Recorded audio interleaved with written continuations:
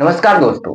आज से थोड़े दिन पहले जब तक बिहार चुनाव के नतीजे नहीं आए थे, तब तक मोदी सरकार और बीजेपी गवर्नमेंट के अगेंस्ट लगातार यूट्यूब पर, सोशल मीडिया पर बातें हो रही थी कि मोदी सरकार के लास्ट 2 महीने बचे हैं, मोदी सरकार गिरने वाली है, मोदी सरकार का तख्ता पलट होने वाला है, मोदी सरकार गिरने वाली है। This is our country's prime minister whose government now seems to be dependent on the Bihar elections. Modi सरकार गिरने वाली है। मैं आपको गारंटी करके दे रहा हूँ। नरेंद्र मोदी नरेंद्र मोदी लेकिन बिहार चुनाव के नतीजों ने पूरा गेम चेंज कर दिया। बिहार चुनाव के नतीजों ने पूरे देश को हिलाकर रख दिया। बिहार चुनाव में एनडीए गठबंधन ने बहुमत हासिल किया है और ना सिर्फ बहुमत हासिल किया है बल्कि उनका स्ट्राइक रेट भी जबरदस्त रहा है। मैं खुद भी यह सोच रहा था कि शायद बिहार चुनाव के नतीजे कुछ ऐसे आ जाएं जिससे बीजेपी गवर्नमेंट और मोदी सरकार पर, जो केंद्र में बैठी मोदी सरकार है, उस पर फर्क पड़ेगा, लेकिन नतीजे कुछ अलग ही आए।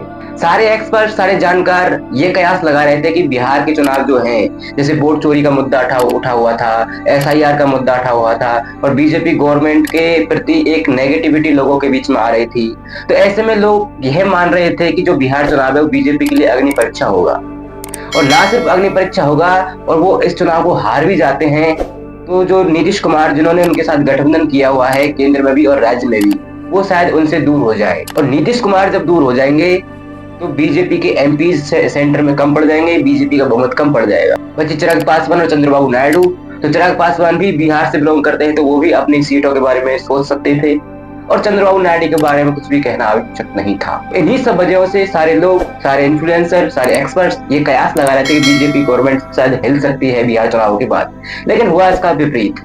बीजेपी गवर्नमेंट एक बार फिर से बिहार में सबसे बड़ी पार्टी बनके उभरी है। बीजेपी ने वो क्या काम किया बिहार के लिए, बिहार के लोगों के लिए क्या काम किया, वो बीजेपी पार्टी अब 24 घंटे मेहनत करने वाली पार्टी है, लगातार इलेक्शन मोड में रहती है। हालांकि प्रधानमंत्री का बयान आया है कि वो इलेक्शन मोड में नहीं, इमोशनल मोड में रहते हैं।